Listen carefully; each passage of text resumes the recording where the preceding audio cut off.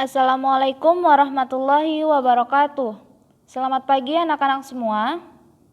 Sebelum kita memulai pembelajaran pada pagi hari ini, kalian persiapkan diri terlebih dahulu dengan menyiapkan buku catatan kalian, buku paket, alat tulis, serta kalkulator kalian.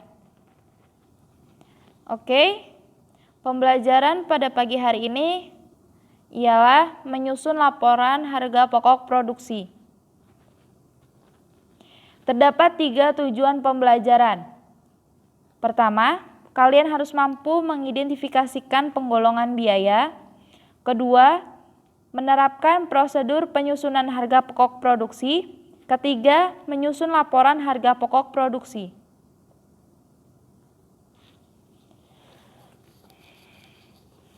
Konsep biaya.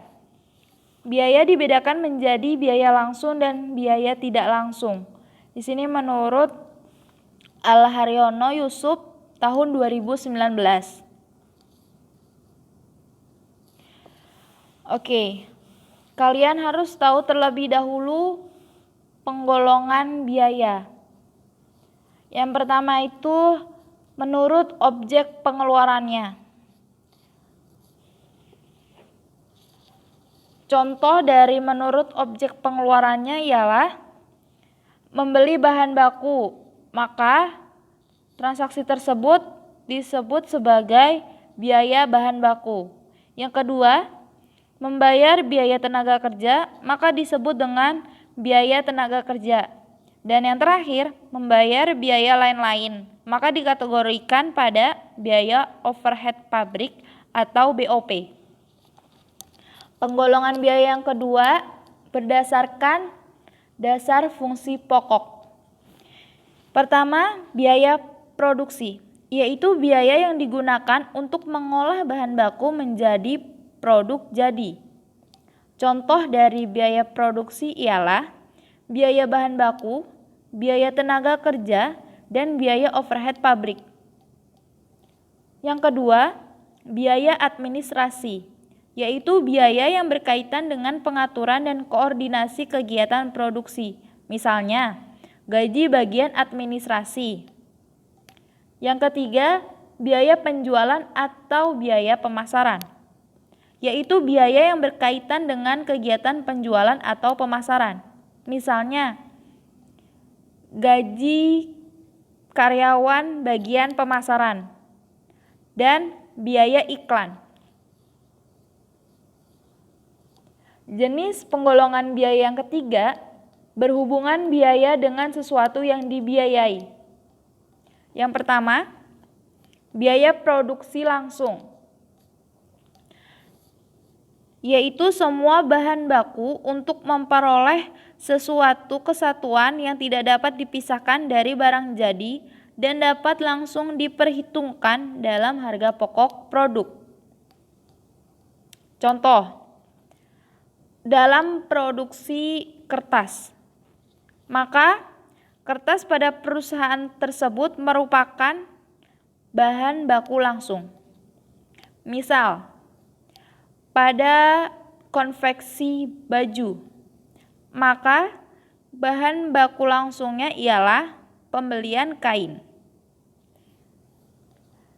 Yang kedua, dari jenis biaya produksi langsung ialah biaya tenaga kerja langsung atau BTKL, yaitu upah untuk para pekerja yang secara langsung membuat produk dan jasanya dapat langsung diperhitungkan ke dalam harga pokok produk. Misal, pada konveksi kain atau baju tadi, maka biaya tenaga kerja karyawannya itu ialah upah terhadap karyawan pabrik. Yang kedua, biaya produksi tidak langsung. Terdapat biaya tenaga kerja tidak langsung. Hal ini disebabkan karena biaya tersebut tidak dapat ditelusuri secara langsung pada saat pembuatan produk atau tidak ada kaitannya dengan pembuatan produk dan tidak dapat langsung ditelusuri perhitungannya ke dalam harga pokok produk. Contoh dari BTKTL ini ialah gaji karyawan petugas keamanan atau satpam ya. Di situ gaji karyawan petugas keamanan tidak berhubungan secara langsung dengan proses produksi. Oke. Dan biaya overhead pabrik atau BOP. BOP ini merupakan biaya bahan penolong atau biaya yang digunakan untuk penggunaan produk dan penggunaannya relatif kecil. Tapi hal ini dapat membantu proses produksi barang tersebut. Misalnya, pada pengolahan produksi sepatu, bahan utamanya kulit sepatu dan bahan penolong atau BOP-nya ialah benang dan lem. Selanjutnya, penggolongan biaya berdasarkan volume produksi. Pertama, biaya tetap, yaitu biaya yang jumlahnya tetap pada batas-batas tertentu. Jadi tidak ada pengaruhnya dengan kegiatan produksi. Mau sebanyak apapun kegiatan produksi, biaya tersebut tetap nominalnya yang harus dikeluarkan perusahaan. Contohnya, biaya penyusutan mesin. Di setiap tahunnya otomatis sudah dengan nominal, misalnya nominal 2 juta per tahun. Di situ tidak terpengaruh dengan besaran produksi yang dilakukan perusahaan. Yang kedua, biaya variabel, yaitu biaya yang jumlahnya akan berubah-ubah sebanding dengan perubahan volume kegiatan produksi. Misalnya, biaya bahan penolong yang tadi tuh lem dan benang. Semakin banyak usaha konveksi sepatu memproduksi sepatunya, maka akan semakin banyak pula biaya lem dan biaya benang yang harus dikeluarkan. Selanjutnya, biaya semi variabel, yaitu biaya yang totalnya berubah secara tidak proporsional dengan perubahan volume produksi. Contohnya di sini ialah biaya pemeliharaan mesin.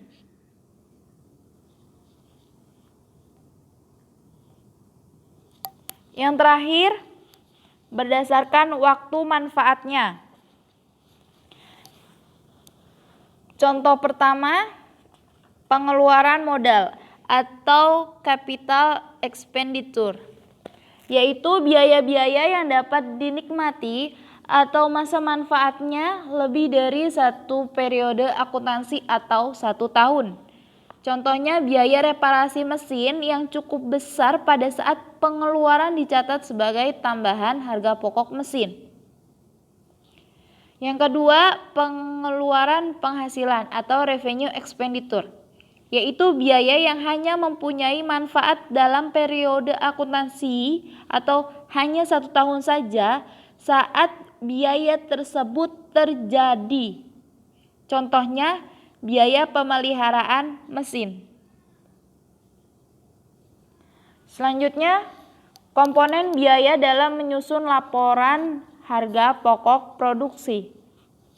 Pertama, biaya bahan baku. Rumusnya ialah Persediaan bahan baku awal ditambah dengan pembelian bersih. Pembelian bersih ini meliputi dengan pembelian bahan baku dan biaya angkut pembelian. Lalu kita total pembelian bersih dengan bahan baku awal, maka kita peroleh bahan baku tersedia digunakan. Lalu kita kurangkan dengan persediaan bahan baku akhir dan totalnya kita peroleh biaya bahan baku. Selanjutnya, biaya tenaga kerja. Biaya tenaga kerja adalah imbalan yang diberikan oleh perusahaan kepada tenaga kerja yang dapat dinilai dengan satuan uang atas pengorbanan yang diberikannya untuk kegiatan produksi. Biaya tenaga kerja ini dibagi menjadi dua. Biaya tenaga kerja langsung atau BTKL dan biaya tenaga kerja tak langsung atau BTKTL.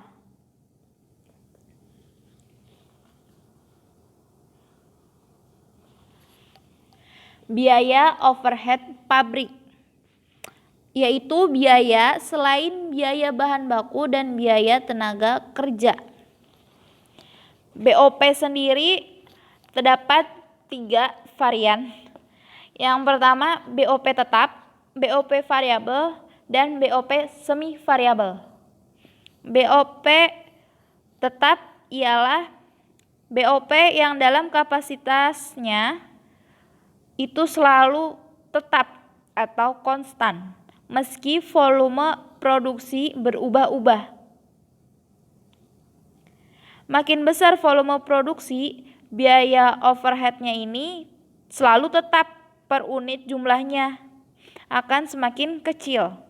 Contohnya, biaya penyusutan peralatan. Setiap tahunnya perusahaan akan mengeluarkan dengan nominal misalnya 10 juta, maka nominal tersebut tidak akan ada pengaruhnya dengan berubahnya produksi pada perusahaan. Kalau produksinya per tahunnya itu menghasilkan nominal 100 juta. Pada tahun pertama itu 100 juta. Dan yang dikeluarkan biaya penyusutannya 10 juta. Sedangkan di periode selanjutnya, periode yang kedua, hasil produksinya itu menghasilkan hanya 500 juta. Maka apakah biaya penyusutannya berkurang? Tidak. Biaya penyusutannya tetap senilai 10 juta. Oke. Yang kedua, BOP variabel ialah biaya overhead yang totalnya mengalami perubahan secara proporsional sesuai dengan perubahan volume produksi. Contohnya di sini biaya bahan penolong. Misalnya, pada produksi baju memerlukan biaya bahan penolong yaitu kancing baju. Maka setiap produksi yang berubah-ubah itu akan mengikuti itu BOP variabelnya, biaya yang harus dikeluarkan untuk membeli kancing tersebut.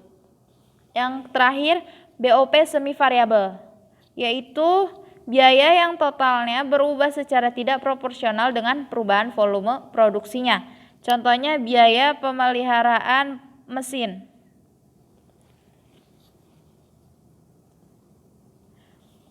Format laporan harga pokok produksi. Di yang paling atas terdapat nama PT. Kalian bisa isi PT apapun namanya, misalnya di kasusnya itu PT Matraman, maka kalian isi PT Matraman. Judul harus ada ya, karena untuk mengidentifikasikan ini jenis laporan apa. Karena di sini kita bahas laporan harga pokok produksi, maka kita tulis laporan harga pokok produksi. Untuk periode yang berakhir pada tanggal berapa? Tanggal 31 Desember kah? Atau tanggal misalnya 31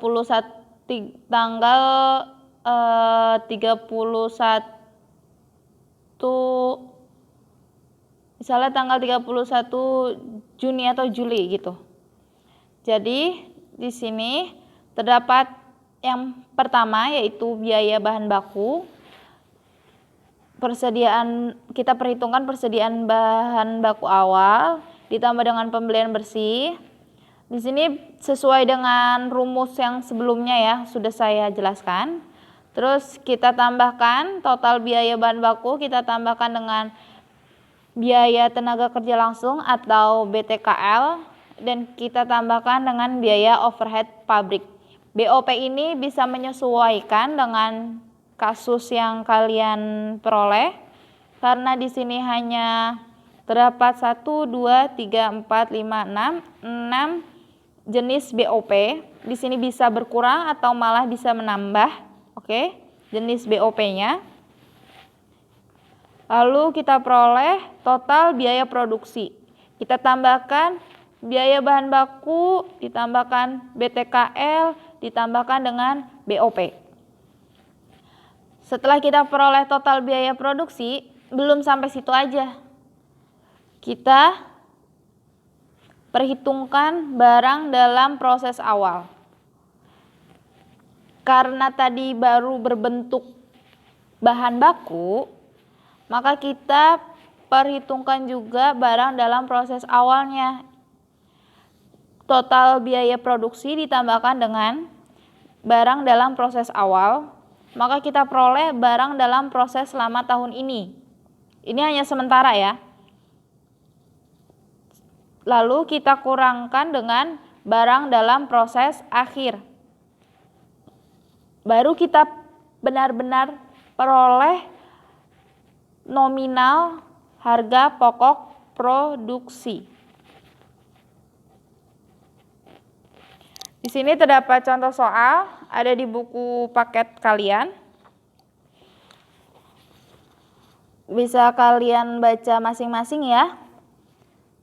Selanjutnya, beginilah bentuk laporan harga pokok produksi yang telah kalian susun nantinya sesuai dengan nominal yang ada di soal. Dan kalian akan peroleh berapa sih nilai nominal dari harga pokok produksi itu. Oke? Sampai sini saja pertemuan kali ini. Kurang lebihnya mohon maaf. Semoga kalian mengerti, kalian paham. Wassalamualaikum warahmatullahi wabarakatuh.